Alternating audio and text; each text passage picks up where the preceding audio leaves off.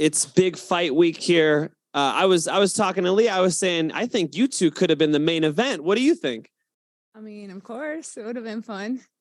I don't know why we weren't the main event, but I think we're definitely that caliber.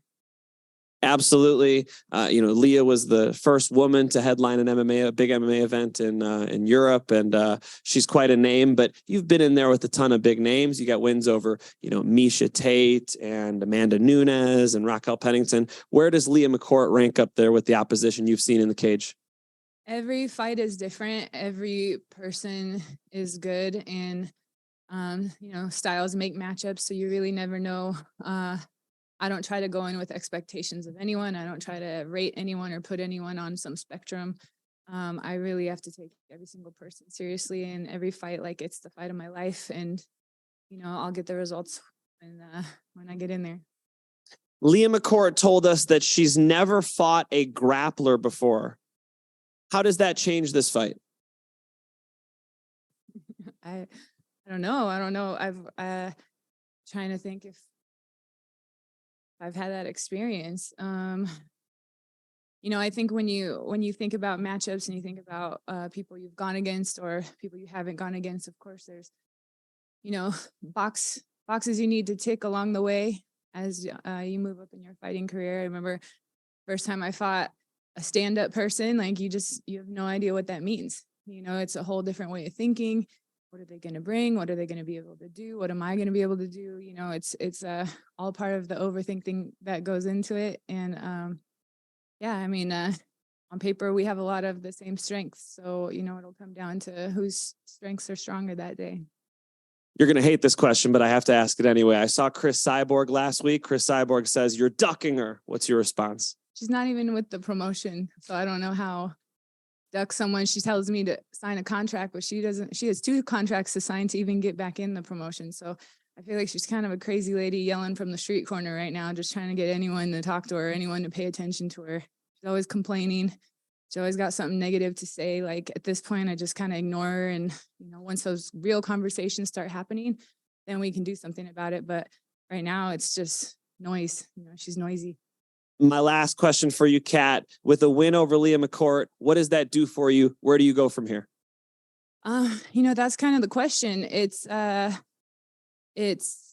We were both told that this was going to be a title fight. At a certain point, they were saying it's a vacant title fight, and they said it's a interim title fight. And now they're like, well, you know what? Let's just have it be regular, and then we'll kind of figure it out as it goes and see what happens there. So right now, I just got to focus on one fight at a time, one breath at a time, one move at a time, and get through the things that I have control over. And we'll have to see what happens after that.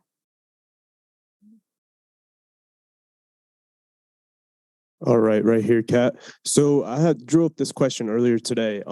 After joining Bellator, you've been on a 3-fight win streak, and I was just wondering, are there any adjustments, or were there any adjustments that you made prior to coming to Bellator that you believe to be the key to success?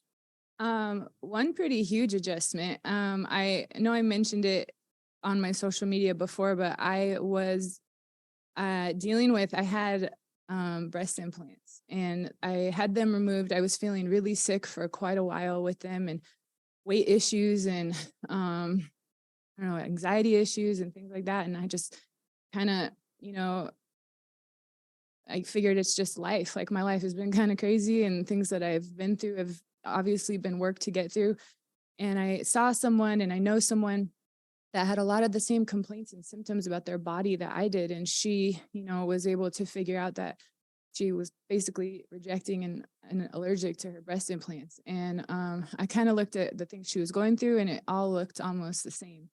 So I researched it, I looked it up, and there's actually an illness that people can have where they're allergic to the silicone in their implants. Even if they're saline implants, the capsules are silicone. And it was a shot in the dark, because it was like, man, I'm going to try this. And if it doesn't work, okay, well, at least I know. But if it works, like, I feel like I'm going to be really glad that I did that before my career is over. I don't want to do it after my career is over and find out that it made me feel so much better, and I could have done better in fights, and I could have had easier weight cuts, and I could have just, thrived so much better. So, in October in 2019, I just committed to doing it. I found an incredible doctor in Ohio who works on athletes, and her father was an Olympian. She was an Olympian, now a doctor.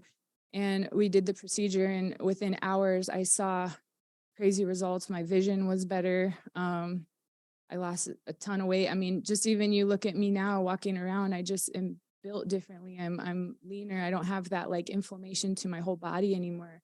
I was able to get off antidepressants. I was able to just deal with a huge mess of health issues that just went away over months and months. And to this day, I still see things that I didn't know were an issue just kind of fading away. I was allergic to almost every food, and I can pretty much eat everything now. And so that was a huge thing that got my health a lot back in order. And, you know, I really encourage people, if they're having unexplained health issues and they have any kind of implant in their body, whether it's, you know, like a whatever, you know, a kneecap or I saw men in that doctor's office with chin implants or calf implants or whatever. Like, some people don't deal with them well, and their bodies reject them, and you can't get it tested because it's your own body rejecting, you know. So looking into things like that, it was a life changer for me. I feel like a better athlete. I feel like a healthier person. I feel like I can be a better, more present mother. Like, it really made a difference in my life to make that change. And it was very vulnerable and very scary, but, you know, I don't miss it. I don't regret it, and I wouldn't take it back. Awesome. Well, thank you. And going into this fight, how was your camp? How are you feeling this fight week? And what can fans expect come Friday night? I feel good. This was a really smooth training camp. You know, I still felt like I had momentum from my last training camp. This took a lot longer to get this fight than I wanted. I was told I would fight before the holidays last year, and, you know, things just kind of kept being postponed, obviously because of the weight class issues with what's next. And, you know, this fight came up. It came up when it came up. So, you know, here we are. But I feel like I got to keep some momentum. I stayed training the whole time, and, you know, felt fresh and funky and good with all of the things that I got to add, and, you know, keep the things that I had going for me really strong. And yeah, overall, it was a good camp, a good cut. I'm feeling happy, healthy, strong. I have a good system going, good support group. So here we are. Hey, Cat over here. Hi. I saw on Instagram that for this camp you've had some special training partners, Emily Ducote, Angela Hill, etc. How is it working with high quality training talent partners, just such as that? It's great. I mean, it's great working with the talent of all of these girls. A lot of them are a lot smaller than me, so I almost have to give credit to like the beefcakes that were in the gym that aren't on that list as well. You know, so I had a huge variety of training partners this camp. I know that Leah is tall, so I had to bring in some tall people, some tall guys, some tall girls, like, you know, just for relevance, you know, just to figure out how it all relates. And yeah, it was good. It's nice seeing people and being alongside people that work as hard as me. You know, it's a good gauge when you can look around and be like, okay, we're doing this. Okay, if I do a little better than them today, I know I'm doing really good. So yeah, it's great being around like-minded people. Sure. Thank you. My next question. Nobody wants to give away game plans, but from what you've seen and been able to study about Leah, like, how do you feel your style matches with hers? I think my style matches great. She's from Ireland. Are you going to try to have a beer with her after the fight? You know, I never know how I'm going to feel about opponents after the fight, during the fight, before the fight. I've had experiences where they become my best friend, you know, and I have experiences where I can't stand them, you know. So it's case by case, you know. We'll see though. I was hoping this fight would be in Ireland. I will say that. Hey, Cat, since you've been the trailblazer for women in MMA and how far it's come, what else would you like to see it happen? What else would you like to see happen in women's MMA? I think it's really, really cool to see women corners and coaches. I really like seeing that because it is a different dynamic and it is a really powerful dynamic. I mean, you see a lot of these fights.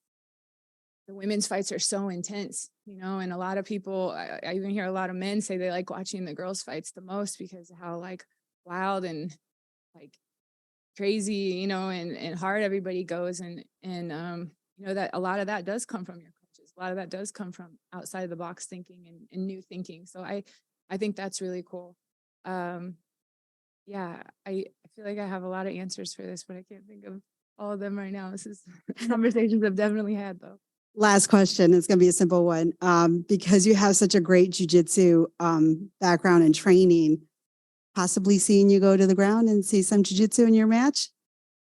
I mean, I don't know that I have had a fight that didn't go to the ground much before, but yeah, I'd be surprised if we don't go to the ground, but at the same time, you don't know what two grapplers are going to try to do. So we'll just have to see. Thank you.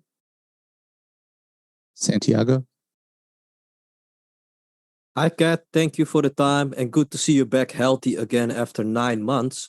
You always post a lot of training footage of yourself in the pool. Is swimming a big part of your fight camp?